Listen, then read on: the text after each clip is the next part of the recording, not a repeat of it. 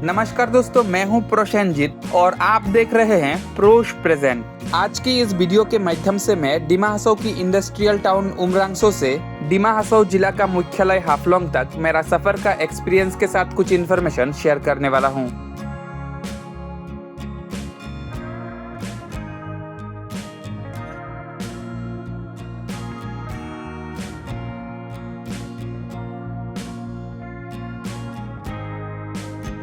तो चलिए शुरू करते हैं। सबसे पहले हाफलोंग जाने के मकसद से सुबह के करीब 5 बजे मैं उमरांगसो की इस बस स्टैंड में पहुंच गया। यहाँ से गुवाहाटी, डिफू, जोवाई और शिलोंग जैसे कई शहरों के बीच गाड़ियाँ चलती है। अगर यहाँ से आप लोगों को इन बैनर पे लिखा हुआ किसी जगह पे जाना है तो वीडियो को पॉज करके काउंटर का कॉन्टेक्ट नंबर लेके उनसे कॉन्टेक्ट करके अपने लिए टिकट बुक कर सकते हैं। काउंटर की ये कुछ वीडियो में कल शाम को रिकॉर्ड किया था, तो इसी गाड़ी से अभी मैं यहाँ से यानी उमरांगसो से हाफलोंग जाने वाला हूँ। ये फोर्स की ट्रैवलर गाड़ी है जिसकी नाम शिव शक्ति है, जो फिलहाल उमरांगसो से हाफलोंग के बीच चल रही है। और ये है इस गाड़ी का अंदर का हिस्सा जहाँ 2x2 सीट है और इस गाड़ी के अंदर फैन, ऊपर की ओर लगेज वगैरह रखने के लिए स्पेस और करीब 25 सीट है। डिमा हसाओ की बहुत गाड़ियों में मैंने ये जुथाई वोड लिखा हुआ देखा। मेरे ख्याल से डिमासा भाषा में जुथाई का मतलब नमस्कार या फिर हेलो होगा। अगर आप में से किसी को जुथाई वर्ड का मतलब पता है तो कमेंट सेक्शन में बताइएगा।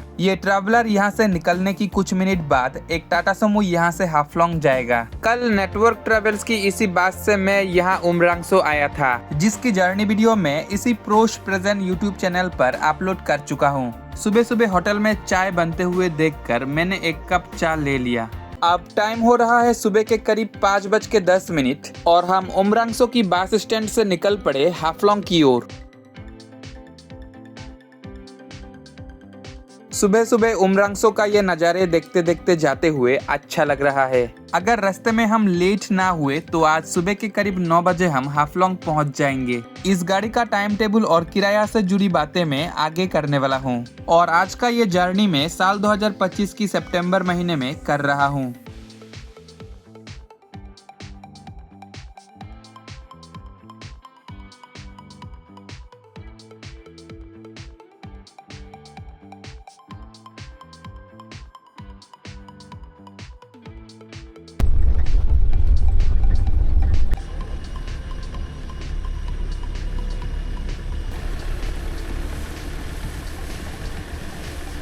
फिलहाल इस गाड़ी की लगभग सारे सीट फुल है और इस गाड़ी की सीट में लेग स्पेस और सीट का क्वालिटी आम ट्रैवलर गाड़ी पे जैसा होता है वैसे ही है।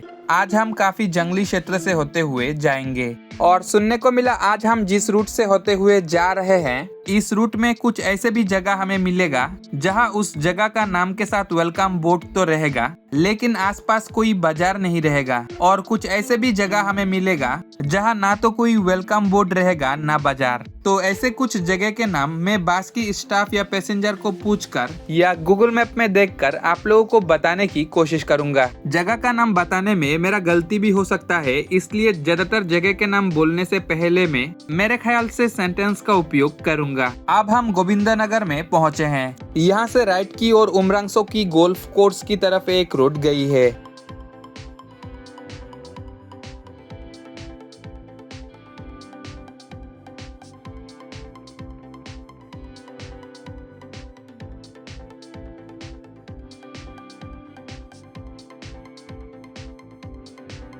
मेरे ख्याल से अब हम रॉन्ग आर्टिंग में पहुंचे हैं।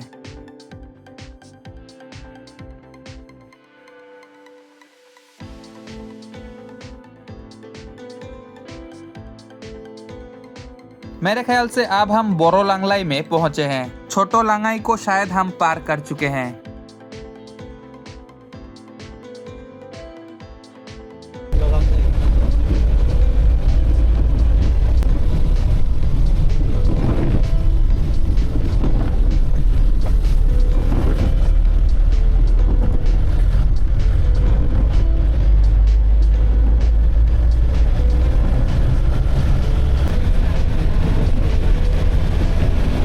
मेरे ख्याल से अब हम लोबांग रोड में पहुंचे हैं। यहाँ से राइट की ओर एक रोड शायद लोबांग की ओर गई है।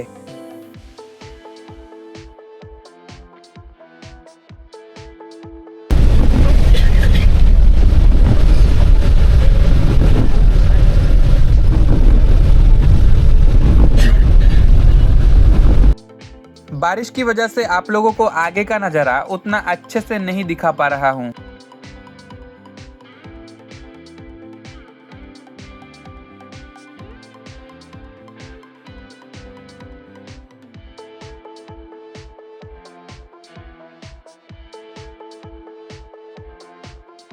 अब हम न्यू सांगबार में पहुंचे हैं। यहाँ किसी होटल पे चाय नाश्ता करके जाने का मेरा मन था, लेकिन क्या करे, एक तो ये मार्केट नहीं खुला है और दूसरी बात ये गाड़ी यहाँ पर ज्यादा देर तक नहीं रुकेगा। यहाँ रास्ते की दोनों साइड पे दुकान और आसपास साफ सुथरा देखकर अच्छा लग रहा है।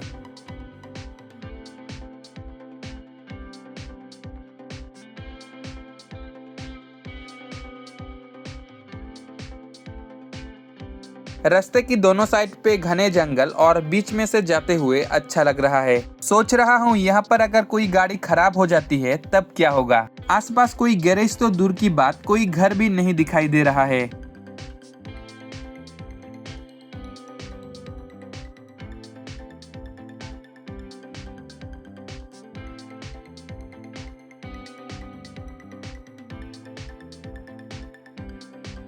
मेरे ख्याल से अब हम डीमा बागा में पहुंचे हैं।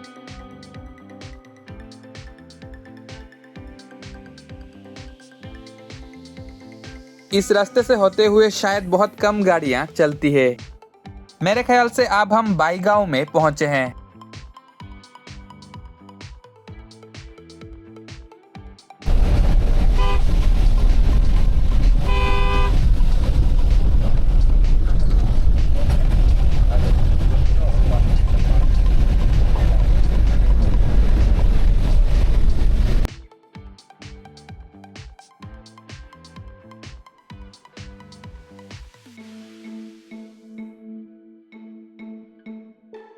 इस रास्ते से जाते जाते लामडिंग सिलचर रेल रूट में मीटर गेज लाइन से होते हुए सफर करने का मेरा पुराना यादें ताजा हो गया। लामडिंग सिलचर रेल रूट में जब मीटर गेज लाइन चालू था तब डिमा हसाओ की ऐसे जंगली क्षेत्र से होते हुए ट्रेन गुजरता था। वैसे अभी भी ब्रॉडगेज लाइन से होते हुए ट्रेन डिमा हसाओ की जंगली क्षेत्र से होते हुए गुजरती है, लेकिन पहले के मुकाबले अब बहुत कम जंगली क्षेत्र देखने को मिलता है।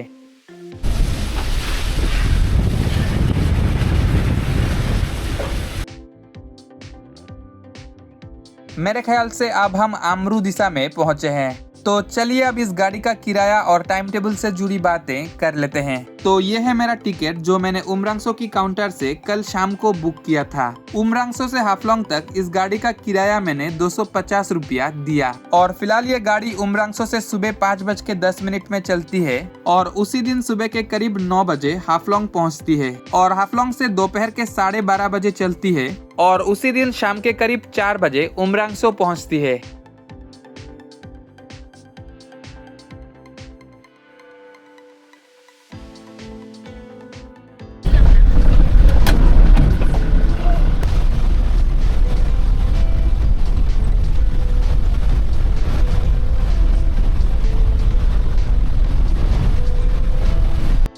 तो अब हम दिहांगी तिनाली में पहुंचे हैं। मेरे ख्याल से लेफ्ट साइड की ये रोड नगांव से उमरांगसो आने के वक्त दयंगमुख और 29 किलो के बीच जो हाफलोंग तिनाली हमें मिला था वहां जाके निकलती है।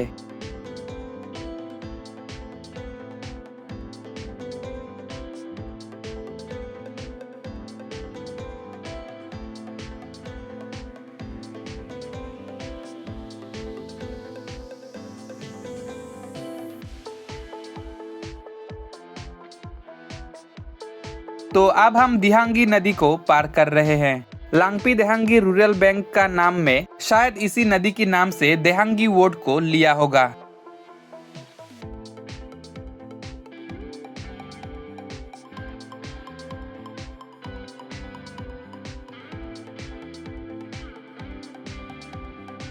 इस तरफ रास्ते को शायद बड़ा किया जा रहा है। रास्ते के पास इतना ऊंचा ऊंचा पहाड़ देखकर मुझे लग रहा है इस तरफ रास्ते में लैंडस्लाइड हो सकता है।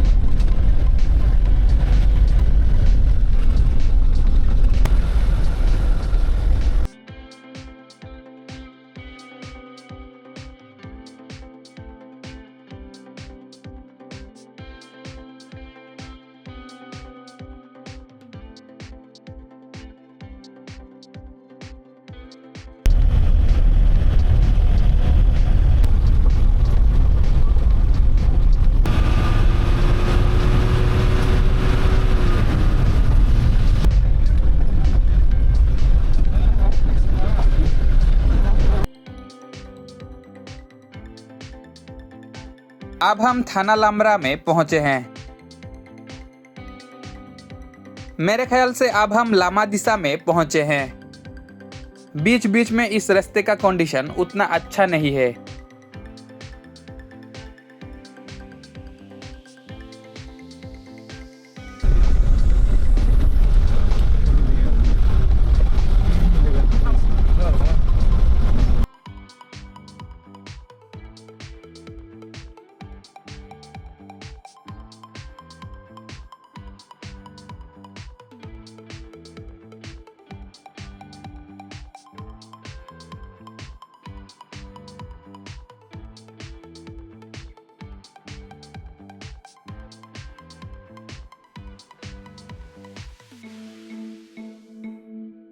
अब यहाँ गुंजुंग व्यू पॉइंट में हमारी गाड़ी रुका।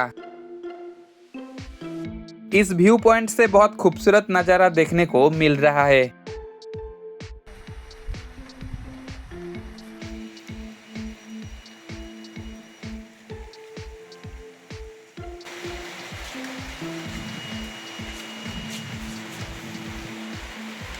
तो करीब 5 मिनट उस व्यू पॉइंट में रुकने के बाद फिर से हम चल पड़े अपने गंतव्य की ओर।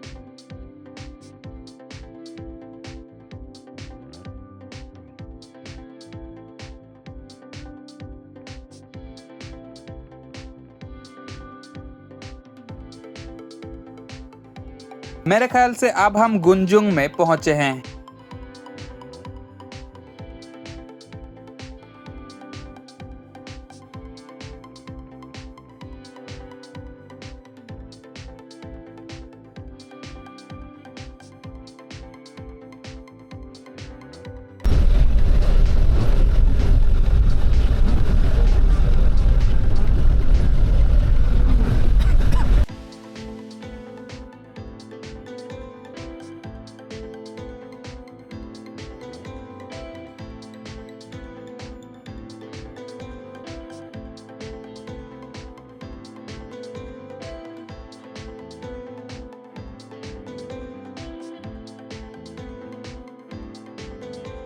लेफ्ट साइड में शायद कोई स्कूल है।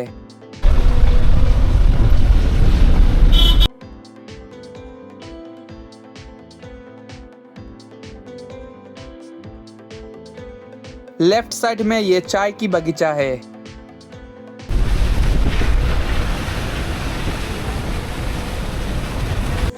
मेरे ख्याल से अब हम गुलियाबरा में पहुंचे हैं।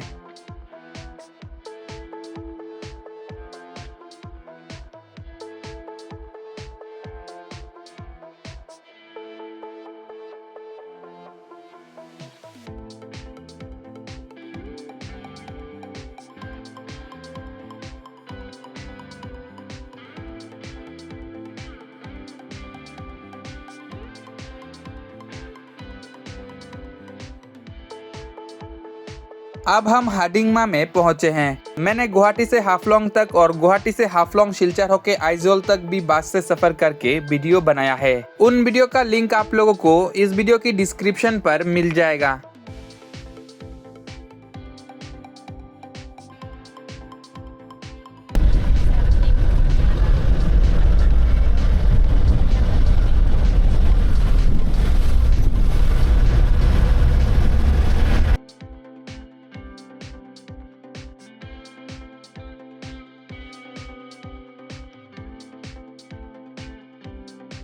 मेरे ख्याल से ये टाटा समूह उमरांगसो से आया है जो हाफलोंग की ओर जा रही है, जिसकी बात मैं आप लोगों को उमरांगसो में बताया था। राइट साइड में ये सोंटिल्ला की बहुत पुराना शिव मंदिर है।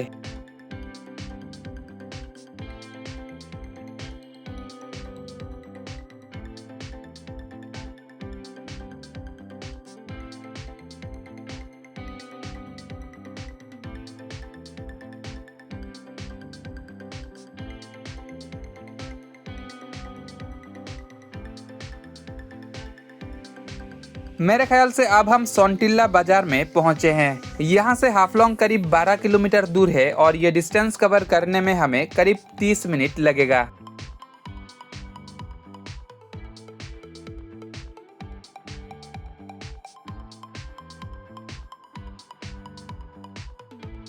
मेरे ख्याल से अब हम दिसरू राज्य में पहुंचे हैं।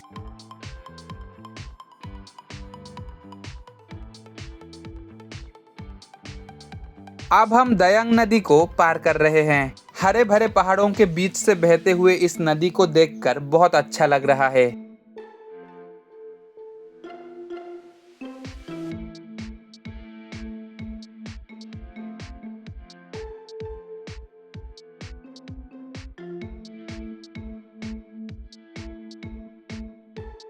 अब हम लोअर हाफलोंग में पहुंचे हैं।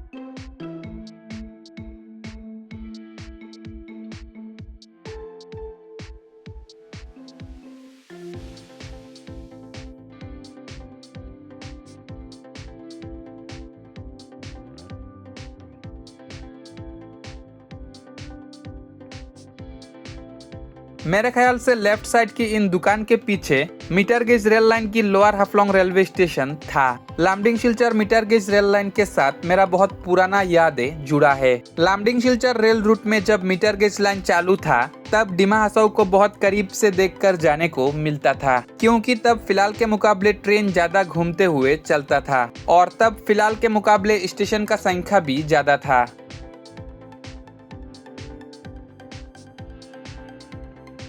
तो उमरांगसो से करीब 100 किलोमीटर दूरी को करीब 4 घंटे में कवर करके सुबह के करीब 9 बजे हम हाफलोंग टाउन में प्रवेश कर रहे हैं। तो चलिए अब हाफलोंग टाउन में प्रवेश करते करते हाफलोंग के बारे में कुछ बातें जान लेते हैं। हाफलोंग असम राज्य की डिमा हसाओ जिला के अंतर्गत आती है, जो डिमा हसाओ जिला का मुख्यालय भी है। और ये हाफलोंग टाउन पहाड़ों के बीच एक बहुत खूबसूरत जगह पर स्थित है, जहाँ दूर दूर से लोग घूमने के लिए आते हैं। और हाफलोंग को द ओनली हिल्स स्टेशन इन आसाम और स्कॉटलैंड ऑफ आसाम भी कहा जाता है। अगर आप में से कोई अभी तक हाफलोंग नहीं आए हो तो हाफलोंग घूमने के लिए जरूर आइएगा। उम्मीद है यहाँ का प्राकृतिक खूबसूरती देखकर आप लोगों को जरूर अच्छा लगेगा।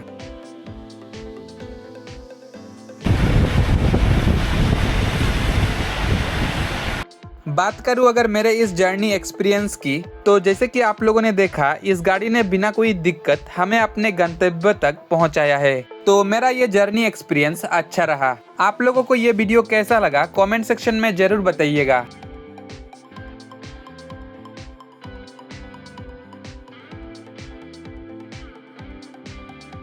अब हाफलोंग टाउन में ट्रैफिक पॉइंट के पास यहाँ हमारी गाड़ी रुका। यहाँ इस गाड़ी से लगभग सभी पैसेंजर के साथ मैं भी उतर गया। अब ये गाड़ी शायद अपने काउंटर की ओर जा रही है।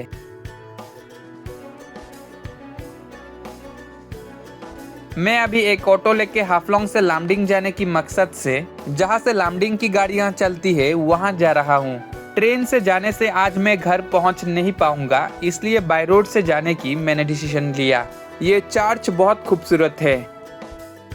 उस तरफ रास्ते के पास शायद हाफलोंग का लेक है।